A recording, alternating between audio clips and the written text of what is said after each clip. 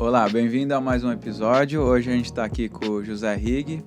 O Rigg é engenheiro agrônomo pela Unesp. Ele tem muita experiência em mecanização agrícola em usina, trabalhou na parte comercial na revenda de máquinas agrícolas e conhece muito do setor, né? Principalmente de cana-de-açúcar, mas também de agricultura como um todo.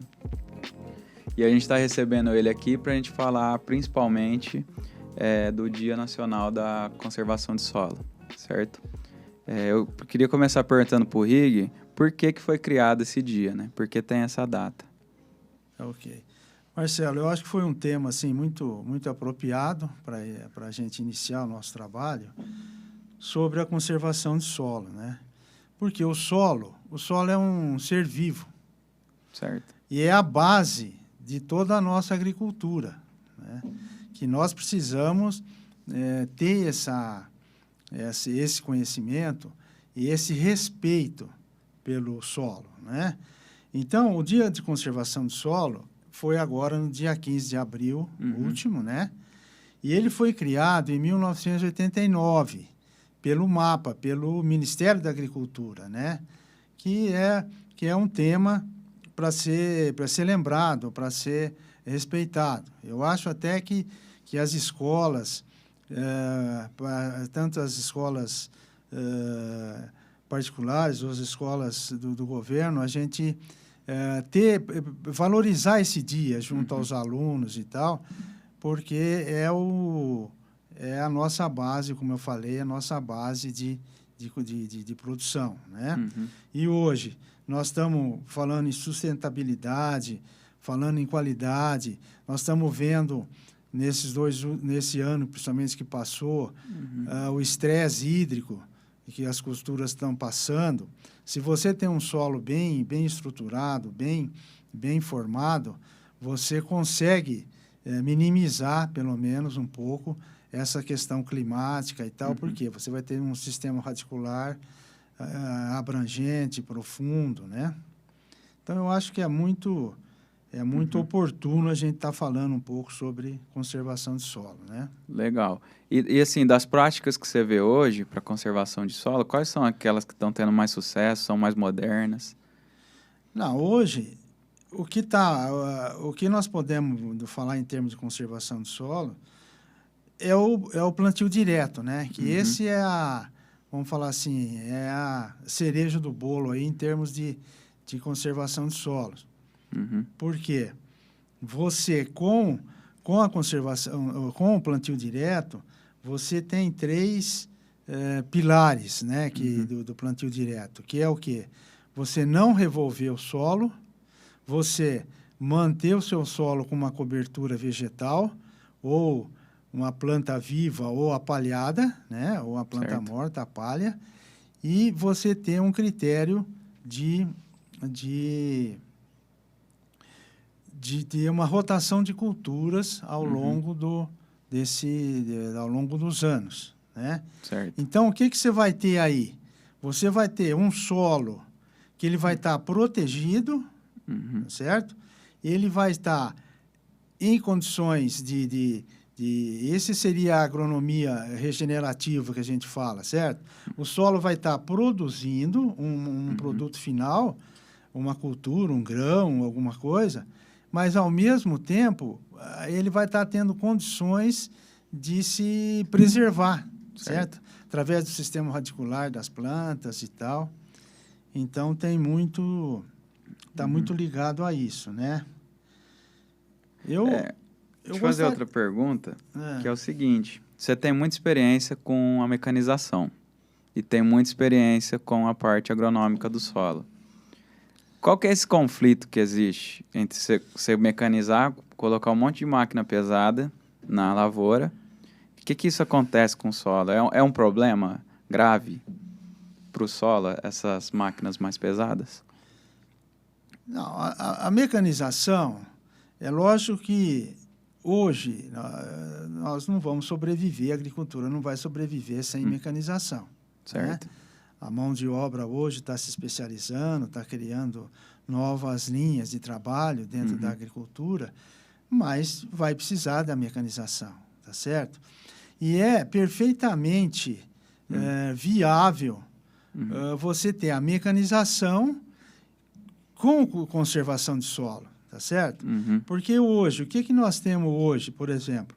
A tecnologia disponível hoje, ela ajudou muito a mecanização, está ajudando a trabalhar para produzir e conservar o solo. Por quê? O que eu falo? Por exemplo, hoje nós temos, dentro da agricultura de precisão, por exemplo, hoje você consegue mapear uma área através de drone ou mesmo fazer um levantamento plano altimétrico, levar isso para o escritório da fazenda ou do produtor, fazer um mapa dentro do escritório, onde você vai definir a melhor posição das curvas de níveis, você vai ter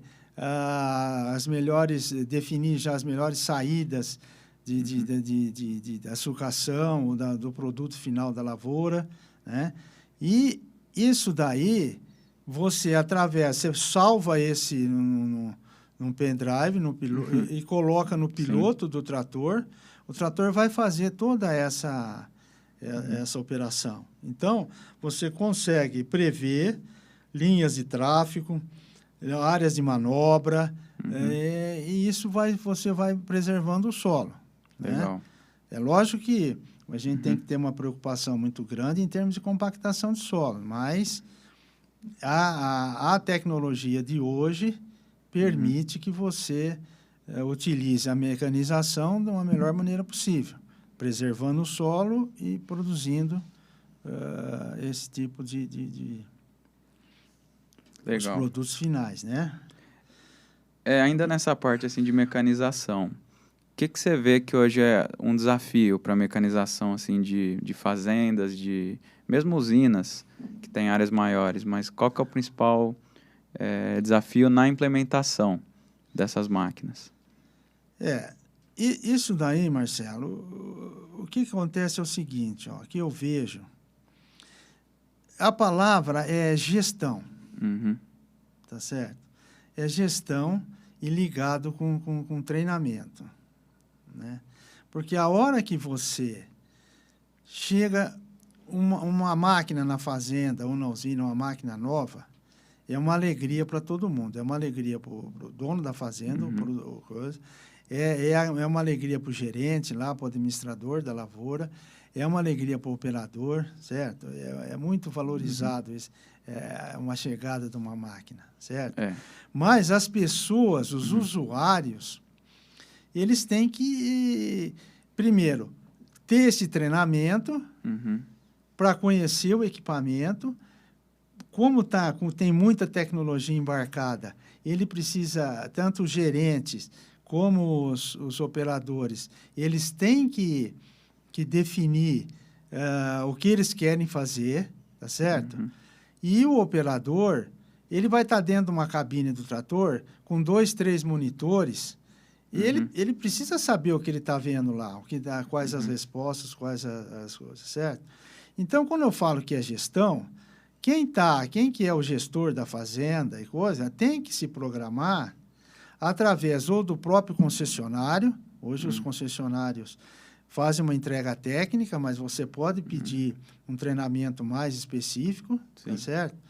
Para normalmente, às vezes, você pode ter o trator de uma marca e o sistema de agricultura de precisão de um outro fabricante, então você tem que envolver os dois, tá certo? Para trazer essa contribuição para a sua fazenda, né? E tudo isso vai te trazer um rendimento maior, tá certo? Mas precisamos, então, quando chega um trator dentro da fazenda, você vai envolver desde o gerente, o operador, a área de manutenção básica, que é os óleos diesel, os lubrificantes, os níveis e tal. Vai ter que envolver o pessoal de oficina mecânica, que precisa necessariamente algum reparo, alguma coisa, tá certo? Então, é gestão e você tem que se programar. Certo. E uma outra coisa, que a mecanização moderna está nos ajudando, e muito em termos de conservação do solo, é o próprio... Ela está viabilizando o plantio direto. Uhum. Porque como que eu vou plantar em cima de uma palhada Sim. se eu não tiver o equipamento adequado? Então, eu tenho tratores de média ou alta potência, temos plantadeiras preparadas para esse trabalho, tá certo? Ou seja, com disco de corte na palha, com pressão, nos carrinhos que a gente chama, né? Ou nas unidades de plantio, certo? Então, quer dizer, a mecanização moderna, ela está unindo aí o útil ao agradável, tá certo? Está viabilizando essa questão Legal. E assim, dentro desse assunto da mecanização, eu queria que você desse um exemplo da gente de um grupo real de responsabilidade específica dentro dessa parte de introduzir as máquinas dentro da propriedade, né? Tá. Muito bem colocado, Marcelo. Eu vou me ater, para a gente conversar um pouco, na área de cana-de-açúcar, tá, que é uma área que eu tenho uma vivência maior, que é a colheita de cana-de-açúcar. Hoje, já há vários anos, principalmente aqui no estado de São Paulo, é a colheita mecanizada. Certo. Então, você tem uma frente, que a gente chama, ou um grupo de máquinas, que você vai fazer a colheita. Esse grupo de máquinas, normalmente é de 6 a 8 colhedoras. Sim. Cada colhedora, ela traz duas unidades de transbordo, quer dizer, 2 tratores de transbordo, certo? Então, vamos supor, vamos falar, 8 colhedoras, você tem 16 tratores com transbordo. Ali você vai ter uma área de vivência, que hoje é obrigatório, que é importante, essa área de vivência, que tem água fresca, a alimentação apropriada que recebe, uma área de proteção para o pessoal dali. Você tem um caminhão oficina, você tem um caminhão bombeiro para segurança, tá certo? Então, você vê que é um grupo de pessoas ali grandes, com muita responsabilidade. Ele tem uma cota de entrega de cana por dia na colheita. Sim. Certo? A usina lá, a moenda, está esperando essa cana chegar. Tá certo? E ali nós temos um líder. Então, eu vejo, dentro de entre várias responsabilidades que tem na mecanização de uma usina de açúcar, mas eu vejo uma figura de um líder de colheita, ele é muito importante, tá certo? Ele tem que ser uma pessoa aberta, ter diálogo. Eu brinco até assim que tem que ser uma pessoa que gosta de pessoas. Sim. Tá certo? Não adianta você pôr às vezes tem conhecimento técnico, mas não sabe tratar uma pessoa, mas ele tem que trazer toda essa equipe sobre a sua responsabilidade, tá certo?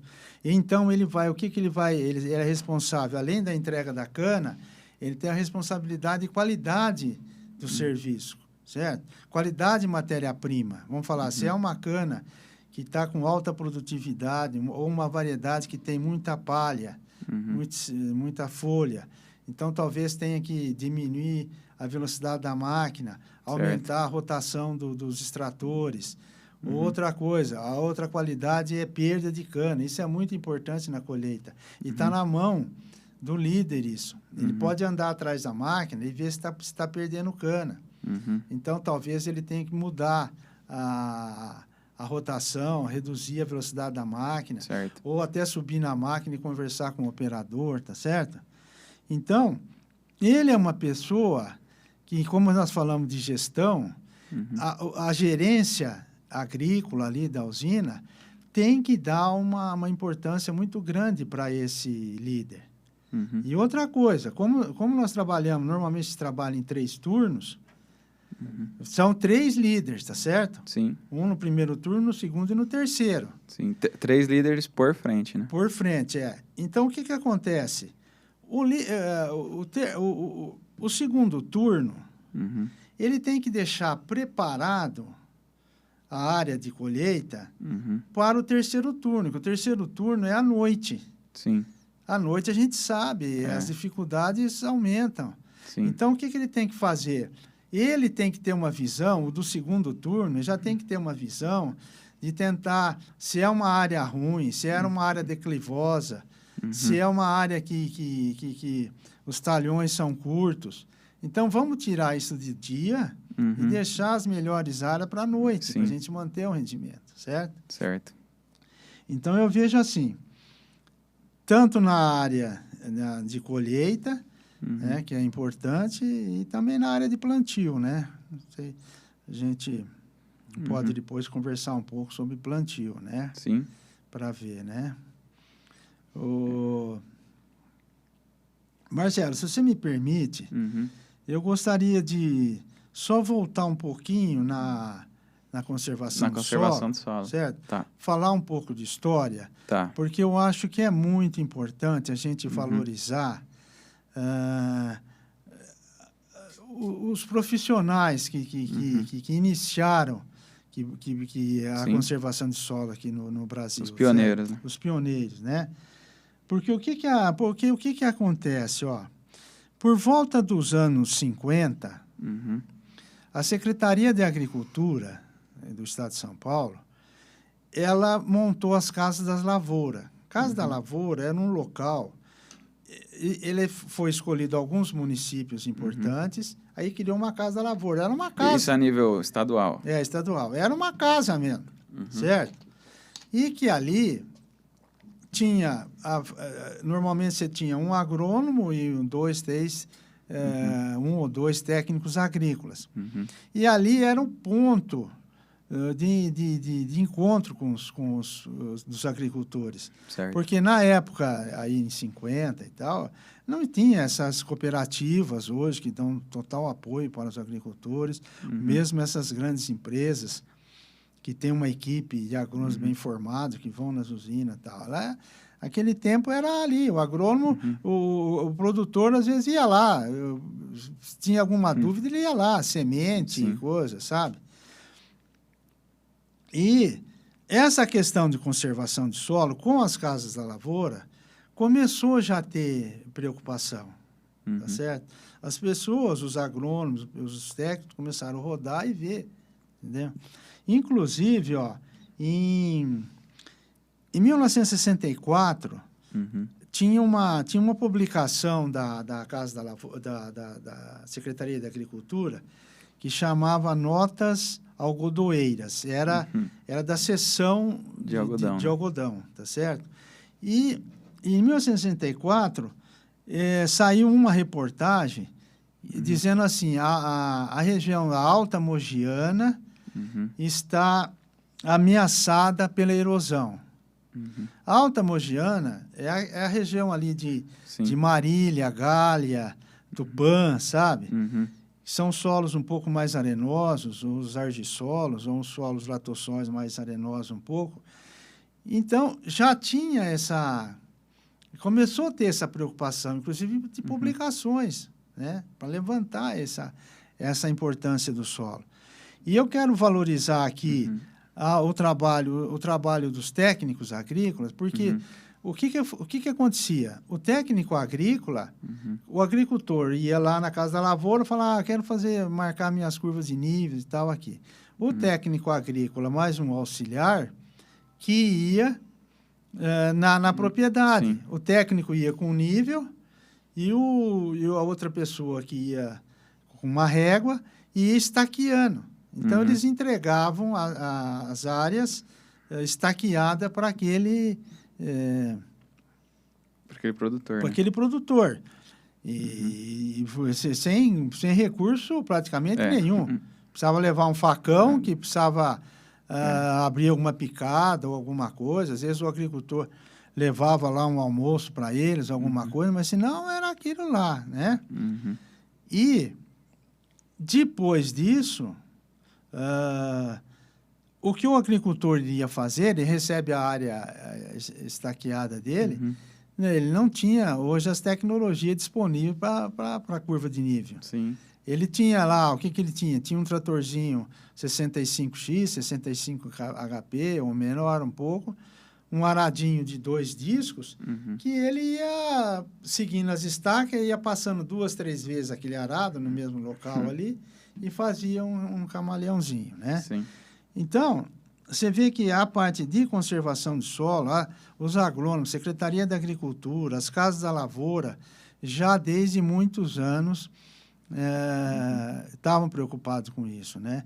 E eu quero, assim, cumprimentar e valorizar a figura do técnico agrícola que fazia essas marcações, trabalho, né?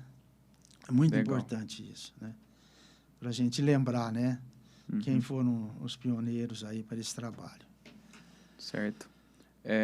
Você queria colocar mais alguma coisa em respeito à conservação do solo? Não, Marcelo, a conservação de solo, como nós falamos, hoje o termo de agricultura regenerativa, até tem a FAO, por exemplo, tem um termo de agricultura conservacionista e tal, sabe? Certo. Isso daí é o plantio direto nosso, tá certo? Plantio direto hoje está mais de 40, 50 anos aqui que iniciou no Brasil, tá certo? Plantio direto, ele hoje tem deve ter uns 30, talvez por volta de 50 milhões de hectares no Brasil todo com plantio direto, né? Então, isso é muito... nós temos que valorizar isso. Nós temos que valorizar o trabalho, então, dos técnicos, dos pioneiros que também começaram tentando implantar, tentando fazer, né? Então, eu acho que isso é a fase, vamos falar assim, que nós estamos passando, desse do plantio direto. Nós somos exemplo para o mundo disso, tá certo? E o que está vindo aí, chegando, é o controle de tráfego. Certo. O controle de tráfego é uma essência, é uma melhoria do plantio direto, tá certo? Certo. Porque você vai definir, através de tecnologia, através dos mapeamentos, através de você fazer os mapas no seu escritório, colocar no trator para ele fazer. Sim. Você vai ter as linhas de tráfego. Você consegue controlar. Você tem uma ferramenta que você pode passar para o seu operador para ele fazer o controle de tráfego, certo? Você vê, hoje na cana está muito forte isso, né?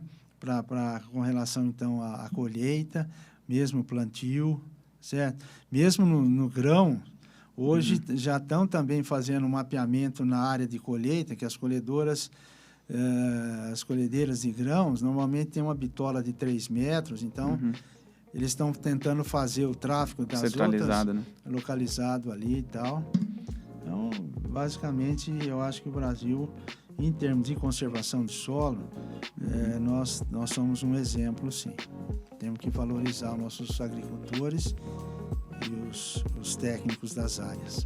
Legal. Então, Riga, eu te agradeço aqui de ter batido esse papo com a gente aqui e deixo o convite aberto aí para uma próxima conversa, beleza? Tá, muito obrigado, Marcelo. Opa, Eu gostei obrigado bastante, a todos. tá? Espero que gostem da nossa conversa. Tá bom.